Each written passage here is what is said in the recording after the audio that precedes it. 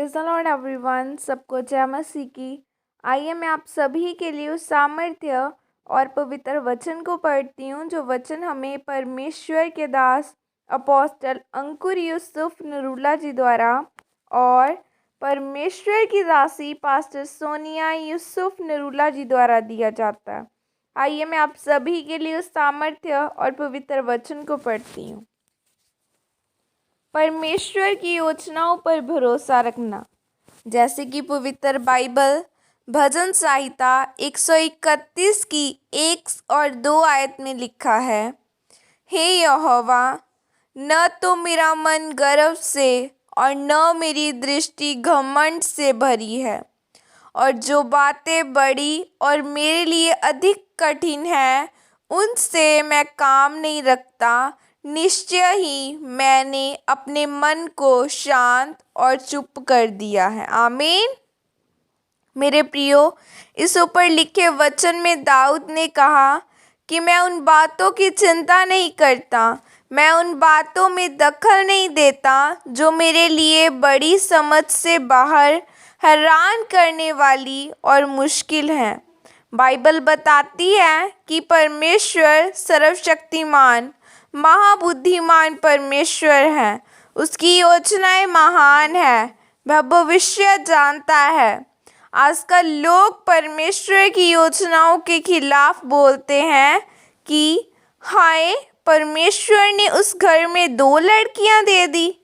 परमेश्वर भी ना बस पता नहीं क्या कर रहा है। ऐसा लगता है कि मानो जैसे लोग परमेश्वर को ही सलाह दे रहे हैं कि परमेश्वर को उसे दूसरा लड़का दे देना चाहिए था। मेरे प्रियो, आप नहीं जानते कि वह दूसरी लड़की, तीसरी लड़की जो पैदा हुई है वह सेवक है, भविष्यद्वक्ता है या पास्टर है।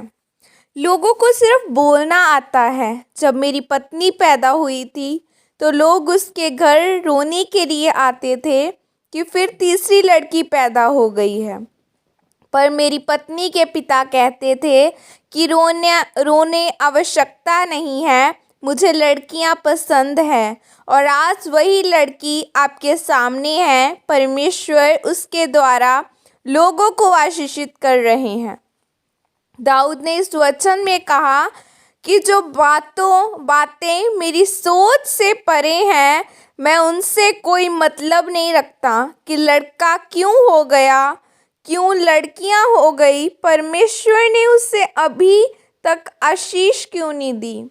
याद रखें कि यदि आप एक विश्वासी हैं तो आप इन बातों पर ध्यान नहीं देंगे जो आपकी समझ से बाहर हैं।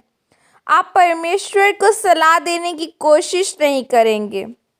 परमेश्वर भविष्य जानता है। ऐसे कई परिवार हैं जिनमें 3-3 लड़के हैं पर वे सभी नशा करते हैं। क्या करेंगे ऐसे लड़कों का? बेटा बेटी का कोई मतलब नहीं। आपका सुख बेटे या बेटी से नहीं बल्कि परमेश्वर से आता है।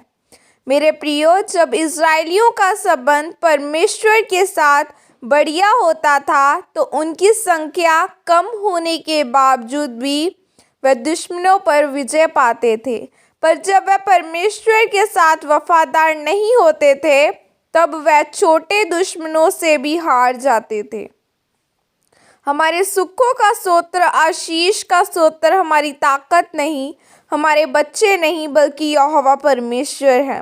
इसीलिए आओ हम व्यर्थ की बातों से ध्यान हटाकर परमेश्वर पर भरोसा रखें और परमेश्वर का धन्यवाद करते हुए पवित्रताई में परमेश्वर के वचनों में और अपने जीवन को व्यतीत करें। हालेलुया, आमीन।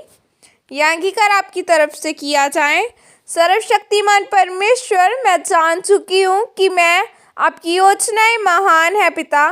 मैं जान चुकी हूँ कि सुख किसी दुनियावी चीज़ से नहीं, मनुष्य की योजनाओं से नहीं, बल्कि आपसे मिलता है। मैं अंगीकार करती हूँ पिता कि मैं उन बातों की फिक्र नहीं करूँगी, उन बातों में दखल नहीं दूँगी जो मेरे लिए बड़ी और कठिन है, बल्कि शांत रहकर मैं आपकी आराधना और हर चीज़ के लिए आपका धन्यवाद करूँगी। प्रभु यीशु मसीह के सामर्थ्य नाम में मांगती हूँ, आमीन। सबको जय मसीह की। God bless you all. खुदावन खुदा आप सबको आशीषित करे। God bless you.